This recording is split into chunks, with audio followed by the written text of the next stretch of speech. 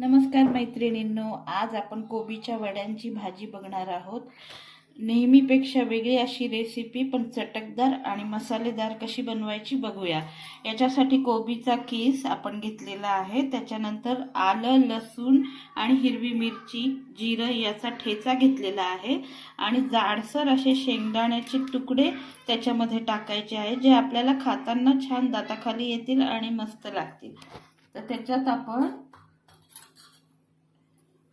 अर्धा चमचा हळद, नावाला अगदी चवीपुरता लाल तिखट,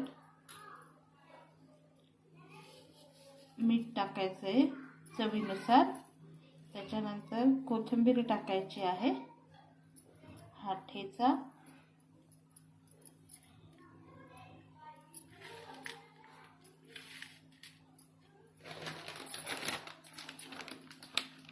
आणि बेसन टाकणार। बेसन सुद्धा आपल्याला मळताना जसं लागेल तसंच घ्यायचं, जास्त घ्यायचं नाही।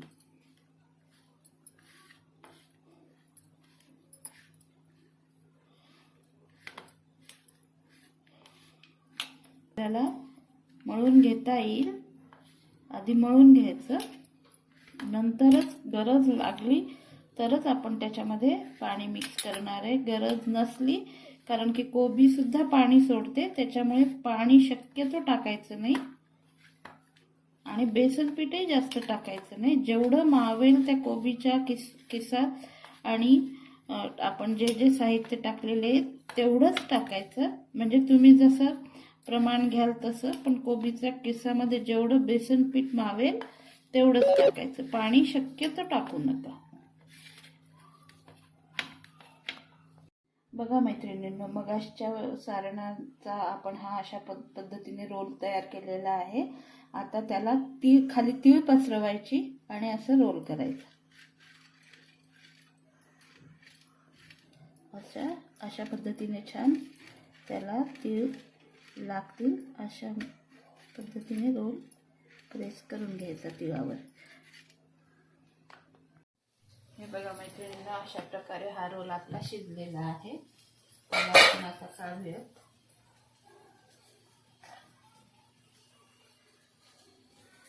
थंड झाल्यावर आपण याच्या आता वड्या कापून घेणार आहोत। हे बघा अशा पद्धतीने वड्या, लवंग, मिरे, तेजपत्ता आणि हे फूल घेतलेले आहे, आणि थोड्या डाळ्या, खोबरं, आलं, लसूण, हिरवी मिरची, कांदा आणि टोमॅटो झाल्यावर त्याच्यात 1 चमचा जिरं, तमालपत्र,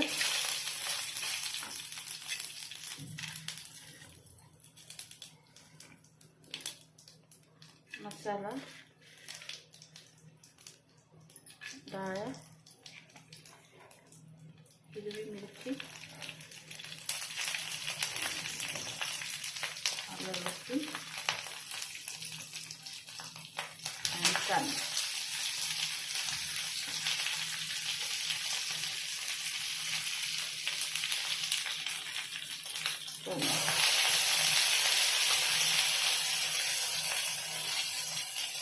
आणि 1 चमचा मीठ।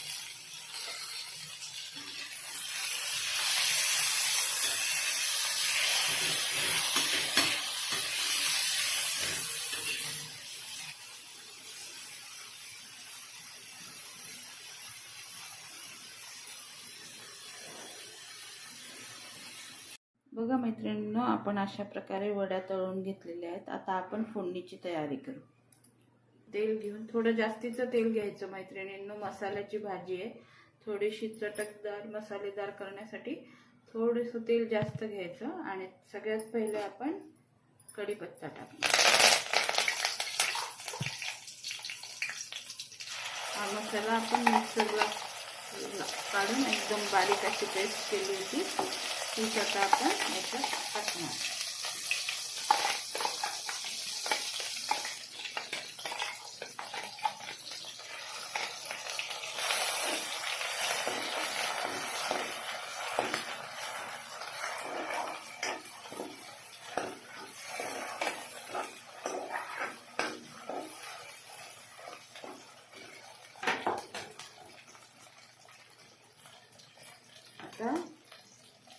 अर्धा चमचा हळद, तुम्हाला तिखट ज्याप्रमाणे लागेल त्याप्रमाणे तिखट घ्यायचं आहे. मी माझ्या याच्यानुसार 1 चमचा तिखट घेते.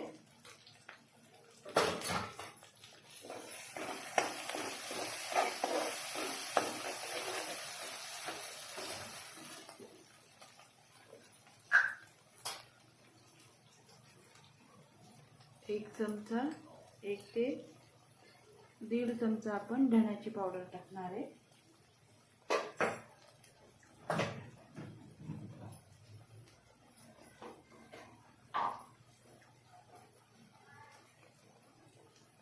आणि 1 चमचा गरम मसाला जो मी घरी बनवलेला आहे. मैत्रिणींनो, तुम्हाला आवडला असल्यास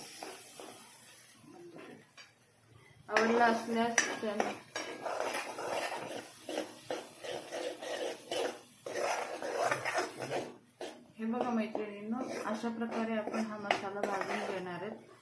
मैत्रिणींनो, माझी रेसिपी तुम्हाला जर आवडली आहे तर नक्की चॅनलला फॉलो आणि सबस्क्राईब करायला, लाईक कमेंट करायला विसरू नका. अशाच पद्धतीने जर तुम्हाला आवडले तर तुम्हाला अशाच वेगळ्या प्रकारच्या भाज्या मी नक्कीच दाखवेल. 2 मिनिटं मसाला परतल्यावर आपण त्याच्यात थोडंसं हे मसाल्याचं आळण टाकणार आहे आणि हलवून आपण त्याच्यावर झाकण ठेवणार. बघा मैत्रिणींनो, झाकण काढल्यावर कसं तेल सुटलेलं आहे. आता परत एकदा आपण मसाल्याचं आळण टाकू. असं परत कालवून घ्यायचं छान, म्हणजे मसाला व्यवस्थित शिजतो, भाजले जातो, त्याला छान ग्रेव्हीला मस्त तवक घेतो आणि व्यवस्थित शिजला जातो. हे बघा, अशा पद्धतीने आपण मिक्स करून परत एकदा त्याच्यावर झाकण ठेवणार. हे बघा मैत्रिणींना, झाकण काढल्यावर बघा किती सुंदर तरी दिसते. छान असं मसाला शिजले गेलेला आहे. आता आपण त्याच्यात तुम्हाला ज्या पद्धतीने जाडसर पातळ हवा आहे तसा रस्सा आपण बनवायचा आहे आणि त्याला त्यानुसार पाणी टाकायचं. मी थोडीशी दाटसरच ग्रेव्ही करायची, म्हणजे अगदी आपल्याला चवदार अशी ग्रेव्ही मिळते. अजून थोडंसं पाणी टाकू आपण आणि शिजू द्यावं. याच्यात मीठ टाकायची गरज नाही, कारण की आपण मसाला भाजतानाच मीठ टाकलेलं आहे. पण तरी पण तुम्ही टेस्ट करून तुमच्या चवीनुसार मीठ टाकू शकता. हे बघा, आता याला उकळायला ठेवून देऊया परत एकदा 2-3 मिनिटं आणि मग उकळी आल्यावर आपण त्या वड्या सोडूया. किती छान असा रस्सा तयार झालेला आहे आणि छान तेलही सुटलेलं आहे भाजीला. आपण आता सगळ्यात शेवटी थोडीशी कोथिंबीर टाकूया. बघा, सुंदर असा मस्त कोबीसाठी ग्रेव्हीचा रस्सा तयार झालेला आहे.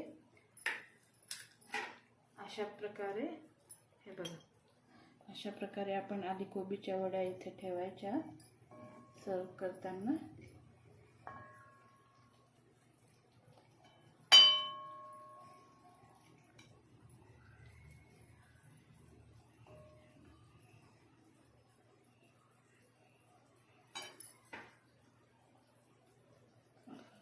तर मैत्रिणींना, नक्की तुम्ही बनवून पहा.